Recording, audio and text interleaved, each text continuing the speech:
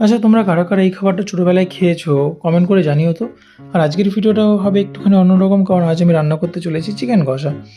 আমার চ্যানেলের প্রথম আমি রান্না করতে চলেছি, আর রান্না করার জন্য নিয়ে নিয়েছি পেঁয়াজ, আদা, রসুন বাটা এবং জিরে শুকনো লঙ্কা বাটা। এবার উনুনে কড়াই বসিয়ে কড়াই একটু গরম হতে তার মধ্যে সর্ষের তেল দিয়ে ফোড়নে দিয়ে দেবো জিরে, শুকনো লঙ্কা, গোটা গরম মশলা এবং তেজপাতা।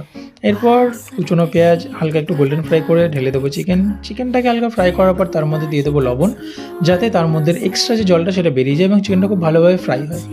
এবার চিকেনটাকে হালকা ফ্রাই করার পরে তার মধ্যে দিয়ে দেবো আদা রসুন বাটা। সেটা দিয়ে হালকা একটু ফ্রাই করে যখন দেখবো তেল ছেড়ে এসছে তার মধ্যে দিয়ে দেবো সেই জিরে, শুকনো লঙ্কা বাটা। এটা দিয়েও হালকা একটু ফ্রাই করব। যখন দেখবে কালার চেঞ্জ হয়ে এসছে সেই মুহূর্তে এর মধ্যে দিয়ে দেবো দই অথবা টমেটো, তোমাদের যেটা পছন্দ তোমরা সেটা দিতে পারো। এরপর একটুখানি কষানোর পর যখন দেখবো যে তেল ছেড়ে এসছে সেই মুহূর্তে একটু গরম জল বসিয়ে দেবো এবং কষানো মাংস তুলে মাকে দিয়ে আসবো, কারণ মা আমাদের জন্য কষানো মাংস কিন্তু সবসময় রাখে, তাই আমাদেরও এটা দায়িত্ব। যাকে এরপর হালকা একটু গরম জল দিয়ে আর একটুখানি কষিয়ে নেবে। আর তারপর যখন দেখবে যে এরমভাবে তেল ছেড়ে এসছে তখন পুরো গরম জলটা এর মধ্যে ঢেলে দেবে। হ্যাঁ, জলের কোয়ান্টিটিটা ঠিকঠাক রেখো যাতে মাংসটা মানে ডুবো ডুবো অবস্থায় থাকে। এরপর একটুখানি গরম মশলা বেটে নিয়ে আসবে। হ্যাঁ, বাটা গরম মশলা ইউজ করবে, তাতে সেন্টটা ভালো হবে, গুঁড়ো গরম মশলায় সেই সেন্টটা পাবে না। যাকে তো ব্যাস এইটুকুই ছিল রেসিপিতে। চিকেন পুরোপুরি রেডি।